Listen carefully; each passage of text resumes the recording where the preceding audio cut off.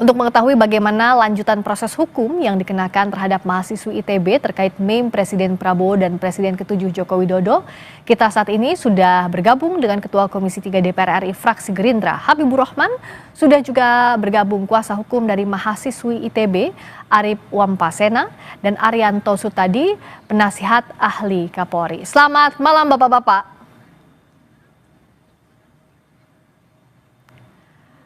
Selamat malam, Bung Habib, Mas Arip, juga Pak Arianto. Kita masih mencoba berkomunikasi. Selamat malam, Bung Habib, Pak Arip, juga Pak Arianto.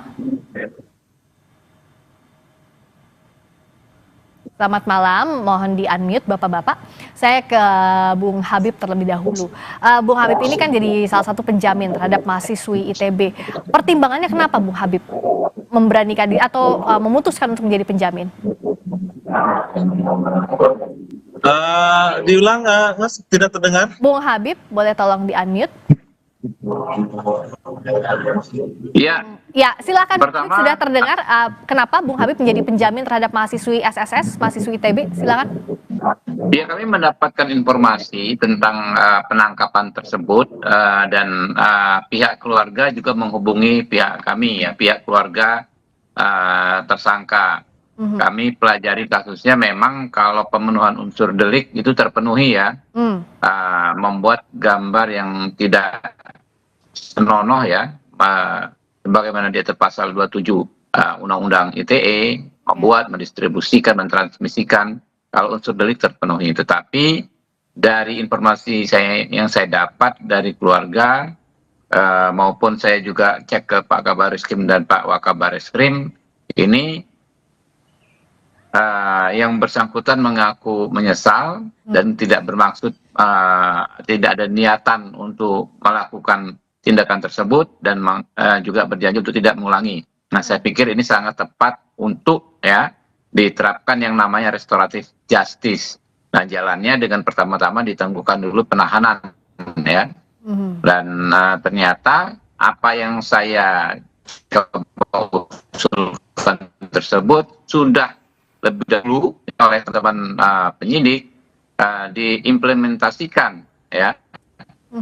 Teman-teman penyidik kemudian memberikan penangguhan penahanan dan menyatakan bahwa yang bersangkutan, ya, adik mahasiswi ini untuk dibina oleh kampusnya, Institut Teknologi Bandung, serta keluarganya, ya. Jadi judulnya memang penangguhan penahanan, tetapi menurut kami arahnya memang penyidikannya sangat mungkin akan dihentikan, ya, karena yang bersangkutan diberikan kesempatan untuk dibina dan menjalani kuliahnya. Jadi itu alasan kami, ya, bersedia memberikan jaminan, ya, sebagai Ketua Komisi 3 ya, dalam perkara ini. Oke, jadi saat ini sudah dipastikan bahwa status mahasiswi ITB itu penahanannya ditangguhkan, meskipun belum dihentikan kasusnya, tapi by proses menuju ke sana. Kalau tadi Bung Habib bilang, nah berikutnya proses pembinaannya seperti apa, termasuk apakah masih ada peluang delik aduan, karena kan pasal yang digunakan ada 45 dan 51 juga Undang-Undang ITE, tapi kita bahasnya usai kumandang azan maghrib bagi wilayah Jakarta dan sekitarnya. Kami segera kembali. Selamat menunaikan ibadah maghrib bagi Anda yang menjalankan, khususnya di wilayah Jakarta dan sekitarnya. Sapa Indonesia Malam masih bersama dengan Ketua Komisi 3 DPR RI fraksi Gerindra Habibur Rahman, lalu kuasa hukum dari mahasiswi ITB Arip Wampasena dan Arianto Sutadi, penasihat ahli Kapolri. Saya lanjut ke Pak Arianto. Pak Arianto, kalau dari jalan sekarang yang diambil, penangguhan penahanan, lalu by proses menuju ke penghentian penyidikan yang masih kita nantikan juga, apakah tepat memang dengan penyelesaian non litigasi di luar peradilan, dengan salah satu opsinya adalah restoratif justice atau keadilan restoratif? Ya, ini pasti arahnya pasti ke situ, ya, karena tuntutan masyarakat kebanyakan mengendaki ke situ, ya. Polisi kan selama ini kan menegakkan hukum itu kan berdasarkan KUHP yang ada, ya. Dan kemarin itu berdasarkan bukti awal yang ada sudah ternyata cukup bukti sehingga dilakukanlah penindakan dalam sidik. Tapi kemudian kasusnya kan itu kan ini masih twilight, ya. Penafsiran apakah ini kebebasan berpendapat apa tidak, itu sehingga menimbulkan banyak penafsiran yang lain-lain yang berbeda-beda. Maka di sini polisi pasti di dalam menerapkan hukumnya itu juga nggak bisa saklek dengan hukum yang ada aja. Nah, kebetulan kan selama ini restorasi justice, meskipun di dalam KUHP belum diatur ya, tapi Pak Kapolri sudah mendahului dulu dengan bikin perkap bahwa itu bisa dilakukan secara restorasi justice. Ikut-ikutan jaksa yang dulu juga melakukan restorasi justice. Nah, kemarin ini dengan penerapan seperti itu, kemudian dari Bapak DPR, kemudian menganjurkan untuk dibina, kemudian dari Presiden sendiri untuk dibina, itu kalau saya itu memenuhi kriteria untuk perkara-perkara ini diselesaikan secara restorasi justice. Karena kriteria restorasi justice itu adalah kasusnya itu yang penting selesai dengan pengembalian pemulihan korban. Dan kemudian ada maaf daripada pelaku. Dan kemudian lingkungan juga mengamini gitu. Nah, ini semua kan udah klop. Dari DPR juga mengamini itu dibina, kemudian dari juru bicara Presiden juga demikian, pelaku juga sudah minta maaf, menyesali dan sebagainya. Dan kemudian lingkungan kan juga masyarakat menghendaki seperti itu. Nah, hanya pesan saya ya, ini dilakukan memang tuntutan masyarakat bisa kayak gitu. Walaupun KUHP kita belum menjamin yang restoratif justice ini. Maka mudah-mudahan ini Pak Habib, saya laporan ini, mudah-mudahan KUHP kita itu nanti betul-betul berubah menjadi KUHP yang dilandasi pada asas restorasi justice secara total itu. Gitu. Nah, jadi kayak gini polisi tidak mengambil kebijakan, tapi sesuai dengan hukum yang berlaku bisa melakukan itu. Gitu. Oke, jadi itu opsi bisa dilakukan. Saya ke Pak Arief dulu. Ya. Pak Arief, kondisinya saat ini sudah di mana tersangka mahasiswi ITB ini? Posisinya sudah di mana dan apa saja komunikasi terakhir yang dijalin dengan Polri, dengan juga ITB? Kelanjutannya akan seperti apa, Pak Arief? Oke, baik. Terima kasih. Pertama-tama saya ingin mengucapkan terima kasih dulu ke Pak Habibur Rahman sebagai Komisi 3 dan sebagai penjamin. Ya. Untuk Ananda SSS, beliau sudah di dalam keadaan sehat. Terus terkait dengan penyidik agar perkara ini bisa diakhiri ya dengan langkah-langkah upaya hukum yang sesuai. Saya itu aja informasinya. Pak Arief, tampaknya komunikasi. Iya cukup, Ibu. Iya Pak Arief, suaranya tadi sempat terputus. Kita perbaiki dulu komunikasinya ya. Sambil menunggu saya ke Pak Habib dulu. Pak Habib, jadi Bang Habib kan salah satu sebagai penjamin terhadap SSS. Nah, proses menuju ke dihentikannya penyidikan ini seperti apa dan masih adakah kemungkinan delik aduan ini diterapkan? Karena kan tidak hanya pasal 45 ayat 1 yang diterapkan, tapi juga pasal 51 soal pencemaran nama baik di Undang-Undang ITE juga ada di sana. Nah, tapi apakah artinya sudah menutup kemungkinan untuk delik aduan itu, Bung Habib?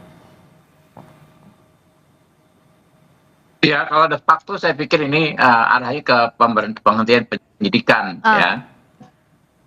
Jadi dengar suara saya? Ya bisa, silakan Bung Habib, bisa. Kedengeran Bung Habib. Oh, ya de facto saya pikir ini mengarah ke penghentian penyidikan ya, karena kan kalau kita bicara soal pencemaran nama baik tentu nggak ada laporan baik dari Pak Prabowo maupun ke Pak Jokowi. Ya. Bahkan Pak Prabowo tegas melalui Pak Sukmi Dasko memerintahkan kepada saya untuk mengupayakan agar perkara ini diselesaikan ya, yang bersangkutan berikan penangguhan diselesaikan dengan restoratif justice. Saya pikir ya kita nggak mungkin juga ya tidak melaksanakan apa yang disampaikan Pak Prabowo, karena beliau bukan sekedar presiden tapi orang yang berkaitan langsung yang menjadi objek dari gambar yang disebarkan tersebut ya. Nah, ke depan saya pikir kita lebih baik berpikir bagaimana memaksimalkan ya apa yang disebut pembinaan tersebut. Tidak sekedar di kasus ini, tapi lebih luas kepada bagaimana ke anak-anak kita, adik-adik kita mahasiswa ya, agar bisa memaksimalkan kebebasan menyampaikan pendapat ya, berekspresi dengan cara-cara yang dalam koridor peraturan perundang-undangan dan etika serta kelaziman yang ada gitu loh. Nah itu yang menjadi sebetulnya lebih menarik kita bicarakan ke depan ya. Ya, Baik pihak pembinaannya kampus, izin Bung Habib. ya pihak Jadi keluarga pembinaan maupun kita juga. ya, Ya, pembinaannya seperti apa ya Bung Habib agar ke depannya ini bisa dilakukan? Tadi Iya, kritik itu yang dia, disampaikan tapi tidak melanggar norma. Persis. Nah, seperti apa? persis. Ya, ya. Kalau prinsipnya kan sama kita ya. Kita tentu kita harus menjamin kebebasan menyampaikan pendapat, menyampaikan kritik. Tapi kan batasannya yang jelas adalah norma undang-undang, ya. Undang-undang itu kan apa namanya aturan yang tertulis. Nah, aturan tertulis itu merupakan penyerapan dari nilai-nilai yang memang Ya. selama ini juga ada di sekitar kita. Intinya sih kalau mau sederhananya ya kan, Oke. kita ini kan kalau nggak mau diganggu kita jangan mengganggu. Kalau nggak mau istilahnya kita nggak nyaman nama kita dicemarkan, foto kita dibikin meme, ya tentu kita jangan melakukan hal yang sama terhadap orang lain, terhadap siapapun. Itu yang sederhananya saja. Ya, kalau dari Pak Arianto, pembinaan yang tepat seperti apa ya? Kan kalau sudah kejadian, pasti akan ada proses hukum dulu dalam kasus ini misalnya. Barulah restoratif justice, barulah kita bicara soal ultimum remedium jika itu jadi opsi, atau pidana adalah opsi terakhir. Tapi sebenarnya pembinaan yang bisa kontekstual seperti apa ya Pak Arianto? Ya, ini masalahnya kan kebebasan berpendapat ya. Setelah reformasi itu kebebasan berpendapat itu dijamin. Nah, tetapi menyampaikan pendapat itu juga ada batas-batasnya supaya tidak mengganggu ketertiban. Makanya itu diatur nggak boleh lebih, kalau demo itu ya nggak boleh lebih jam 6 dan seterusnya. Kemudian sama juga kalau membuat itu ya kritik-kritik itu jangan sampai itu istilahnya masuk di dalam apa yang diuraikan di dalam undang-undang larangannya, yaitu misalnya menghina orang, mengujar kebencian, kemudian berisi apa yang asusila dan sebagainya itu. Nah, pembinaannya ya ITB harusnya ya mengarahkan pada mahasiswanya atau pemudanya semua itu kalau ngasih kritik yang pakai aturan sehingga tidak melanggar hukum-hukum yang berlaku. Sekarang ini masalahnya masih berlaku tuh Bu.